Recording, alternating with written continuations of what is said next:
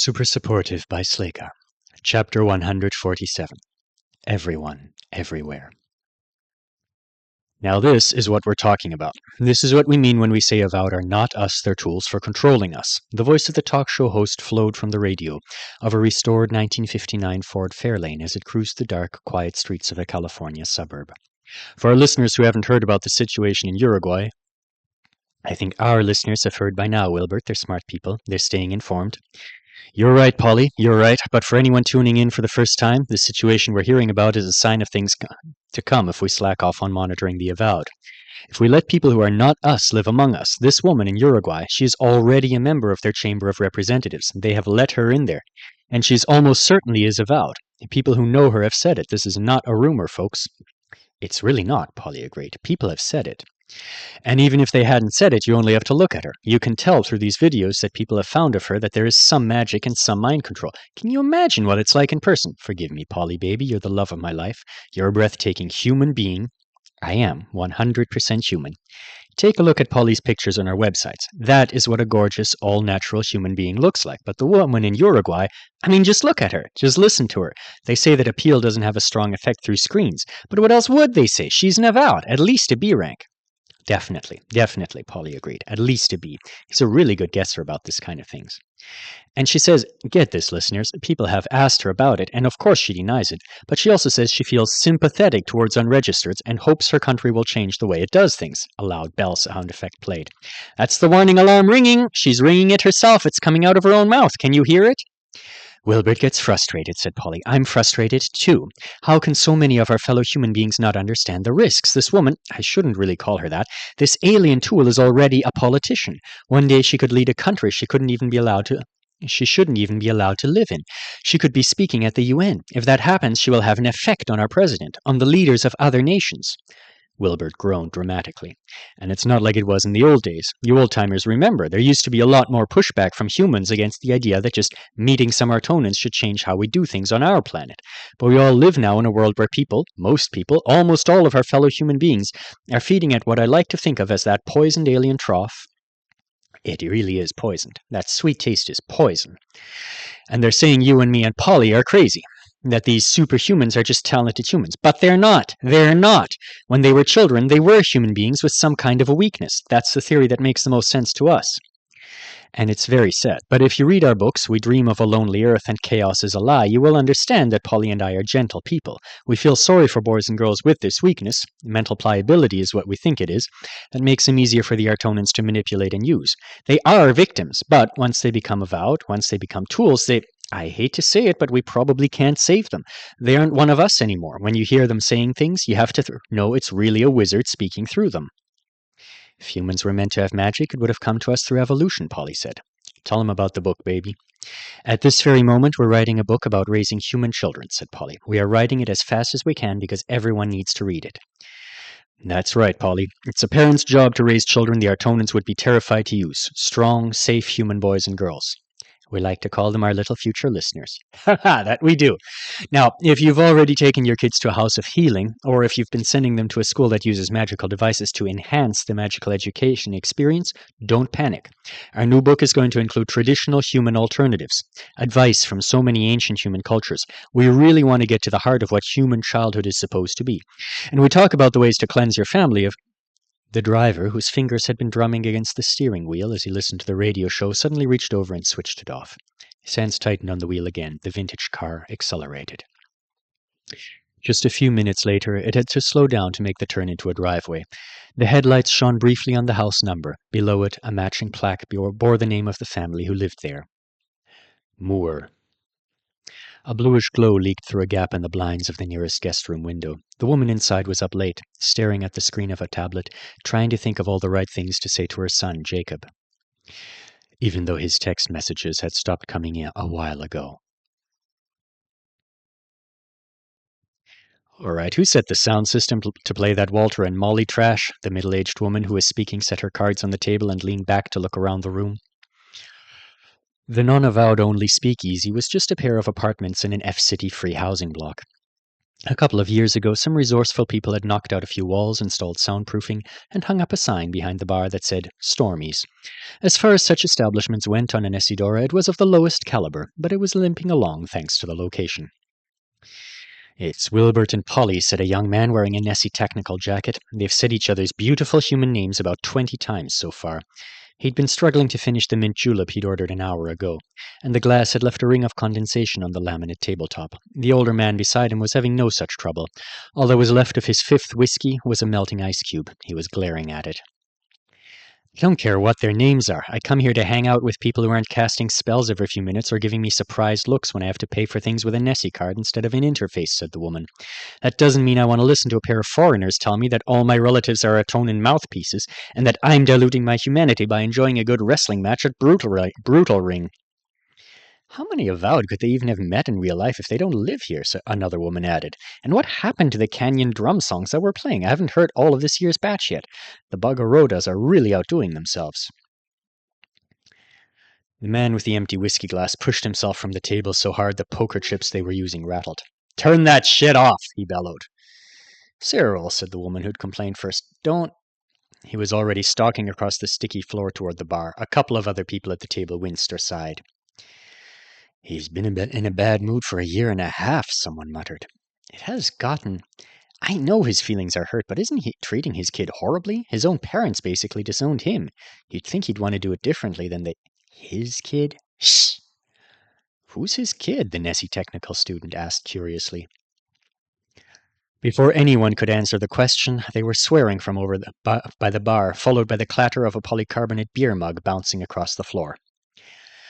I don't need this place. I don't need people like this, Cyril shouted. I'm going to walk on the beach, he thundered out. In the ensuing silence, everyone looked around at each other. A few people laughed. There are literally no beaches anywhere near here, said the student. Should one of us... Let him go, said the older woman. He needs to cool off. Cops are forgiving to drunks without powers. The reason this place is still open, even if it's less than subtle. With pity perk. The student took another swig from the julep and made a face. At least there's something. Maybe if I tell my family there are perks, they'll stop acting like I've died.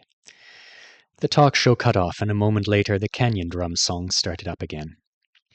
An infogear watch was left behind on the table beside Cyril's poker chips. One more, Bird. Please, just one more. It's late and you said that 3 spells ago. And she'll say it 10 from now. Don't keep spoiling my daughter. She's insatiable. What did she say, Dad? She said you're tons of trouble. Stop forgetting to charge your phone if you want a translator. She did not say that. You didn't say that about me, did you, Bird? A pretty woman with a dark, waist-length hair was standing on the deck of an old yacht. She smiled at the girl who was begging her for spells, then turned and let out a singing chant, her arms undulating through the air. As she sang, a brachiosaurus appeared ahead of them, walking meters above the waves. It was lit as if it stood under a sunny sky, even though the night was a cloudless blanket of stars. Super! Wow! The girl ran forward. S-ranks are the best. You're the best of the best, Bird. I'm glad we found you in Thailand. I didn't know adjusters could do illusions of things they haven't even seen before. You do realize we didn't discover her, don't you, Annalisa? Her father said from his seat in a deck chair. Beside him, an older man lay snoring, one hand gripping a quarterstaff tipped with carved crystal on the ends. She and Mr. Dawa are here because of our job. We don't get to keep them. I know. We all sail for a sail. Annalisa punched her arm into the air. Hey, Bird, I'm almost 11. I could be in S-rank soon. It could happen. That's unlikely, considering your mother and I aren't even A's. The girl gripped the boat's railing and leaned over it. Strands of hair, once dyed purple but faded now to a dull pink, blew around her tanned cheeks as they approached the brachiosaurus and sailed beneath it. Magical, she breathed. Tell her I have seen this before, the adjuster said. An educational park's megafauna experience, and I have a skill that helps me recall images. He repeated the messages. Hey, that's really cool, said Annalisa. Mom gets loads of work on the triplanets, and she's been saving up, so if I do get S, I can probably trade into adjuster. Tell her if she does want to, when the time comes, I'll help her get to a consulate for trading without being seen, said Bird. Will you really? Tell her if anyone gives her trouble, I will hit them with my staff, Dawa muttered without moving. The father glanced from one of them to the other. After a second's hesitation, he translated the words for his daughter. Her eyes grew round, and then she started chattering at Bird even more excitedly than before. Avowed helping each other live freely. It's how it should be, Dawa said, his voice intense, despite the fact he'd just been sleeping. That's what this is about. He finally opened his eyes and peered up at the sky. These people we're going to meet, the magical machine they're bringing us, the weapons, they will all help Avowed for years to come. My group doesn't always get along with the ones that call our purpose SAL, but for this, we unite. One step up the mountain at a time. This is a big step. A big one, Bird agreed. Well, I look forward to seeing what all the fuss is about, said the father. This is the most SAL has ever paid us for a job, and I'm curious about this item they're using to get off the island. Doesn't sound like it's worth 2 S ranks coming along for something like that, but it's good to have you both around. Dad, have you gotten another message from the captain of the boat we're going to meet? What does he say? Annalisa asked. He hasn't actually answered my last message. Maybe he's sleeping, like we should be.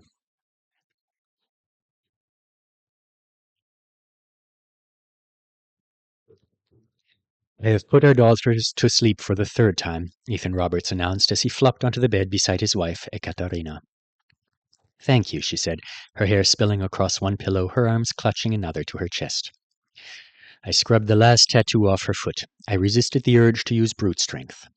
Good. I made up a bedtime story about that turtle rug Lexi bought her. That was Constantine. Really? That was nice of him. He's growing... It's hiding some dents and scratches on the floor. He groaned. Making up bedtime stories about turtles is sexy, she said. If Irina doesn't start calling for us again in the next 5 minutes, let's do something about how sexy you are. He smiled. By the way, did you get us a new mattress? Her brow furrowed. I keep thinking that it feels different too. Maybe we just got used to the ones we used on the trip to... Sirens broke their conversation and the peacefulness of the night.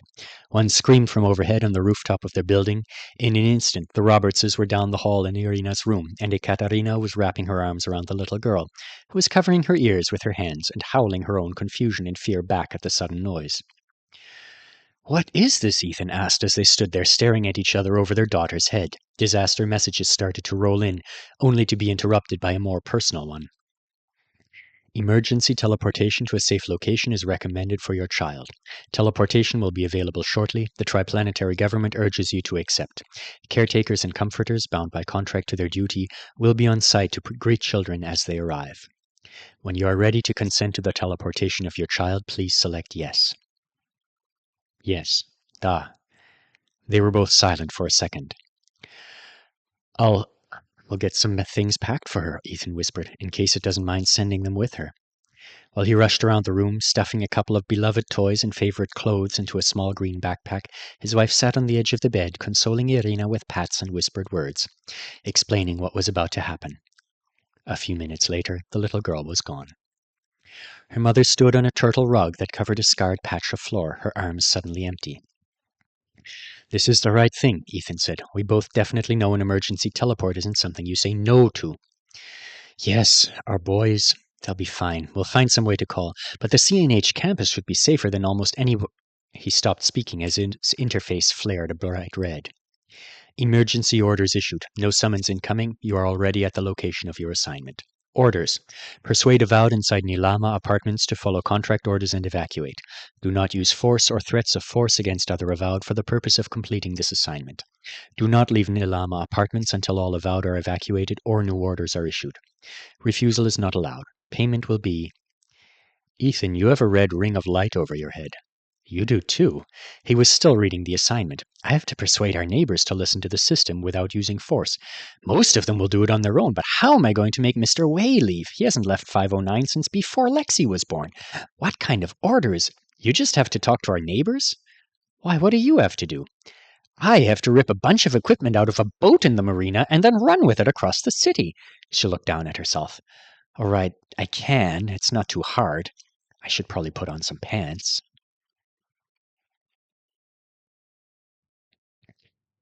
Lawrence, aka Skiff, polling as the #1 most popular hero on the Chicago team since February and enjoying a contract-stipulated raise as a result, had recently bought a historic 6-bedroom house near Montrose Beach. He'd thought, hoped that the promise of a ton of space and spare bedrooms would lure his parents or his older brother into more frequent visits. So far, they hadn't come. Christmas could happen, though, maybe.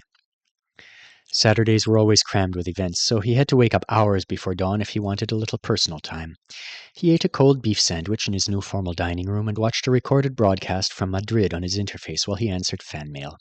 Chicago kept telling him to let an assistant do this, one who would PR the letters to death, and the Anessidoran government funded a service for high-profile Avowed that would also do the job, better, faster, and more subtly, if he wanted his fans PR'd to death in a slightly different way. But no. Emails and handwritten replies from the real skiff were going to be a thing, even though he was behind by a few months. "Look at him," he said in annoyance as a familiar face appeared on the broadcast. The man was modeling one of Madrid's new hero ensembles. It was Ho'opo inspired. So fun. "Sebastian, you dumb jerk, smile! They gave you a feathered cape and a headdress, and you look like you're at a funeral!" His old roommate swished the cape half-heartedly, and Skiff rolled his eyes before shutting his interface off so he could focus. "Reminds me," he thought as he turned his attention back to the letter he was writing. "I have to talk to that company that wants to sell skiff flops about renaming them if they want me to take them seriously." He finished 5 letters, writing quickly. As he was approaching the end of the 6th, there was a loud banging at his door. At this time? It was way too late, or way too early if you looked at it that way, for it to be for normal job reasons. Something had to be wrong. Why didn't they just call? He stood up, but before he could leave the table, a wash of false red coated the room, courtesy of his interface, and he dropped his pen in surprise. Emergency orders issued. Fuck. It had happened. He was going to another planet. And not for an awesome money-making adventure with some wild wizards like a couple of years ago. Emergency, the real deal. They were going to make him fight something. A demon, an evil wizard, or deflood something awful like a chemical plant full of toxic magical fumes. I'm wearing board shorts. They have to gear me up for emergencies, don't they? If there are fumes, I get a gas mask. That's their responsibility. Now Mom will be sorry she didn't come to see the new house when I begged. Summoned to Nilama Family Neighborhood F City on Isidora. Teleport in 9 seconds. Huh? I'm going home? 9 seconds later, he was gone. The letter he'd left on the table, almost done, was in reply to a little girl whose sister had died in a car accident. Why, she'd asked, didn't the system save her? Why didn't it send you to stop the other driver? My mom says it doesn't work like that, but my aunt says it could if it wanted to. I hope my letter doesn't bother you. I went off the high dive at the pool because I saw you talk about how not to be afraid of that on Skiff Says. Please write back. Dear Tanwick, I'm proud of you for going off the high dive and for being brave enough to ask hard questions. And I'm so sorry about your sister. There aren't any answers that will make you stop missing her and feeling sad about what happened, and I'll probably only be able to tell you things you already know. The system is a very amazing part of our planet. It allows us to talk to the rest of the universe, and it gives us a way to learn about people we would never in 1,000 human lifetimes be able to meet without it. You may have heard of the Artonians using it to help during serious disasters, or you may have heard that on Anesidora, where most Avowed live, we use it the way people here in Chicago use ambulances, to get to the hospital when we're hurt, or to get to safety when we're in trouble. Because of agreements with the triplanets in the system, Earth gets teleportation allowances for humans to use in all kinds of different helpful ways. Anesidora has a larger allowance than most places, but even Avowed can't always teleport whenever we'd like. There have been times when the allowance was used up, and there was no more left for people who needed help. That's always very hard. A hopeful thing to think about is the fact that the teleportation allowances have been growing ever since the system first became part of Earth. On Artona 1, 2, and 3, they have teleportation centers and alcoves all over the place. Someday Earth might be like that, and you may be able to use the system for a trip to the other side of the world yourself, just because you'd like to travel and will be able to save more people who need help. But for now, I try to remember that the system isn't strong enough to fix everything everywhere, and it's not meant to do that for us. It has important jobs to do that we can't always imagine.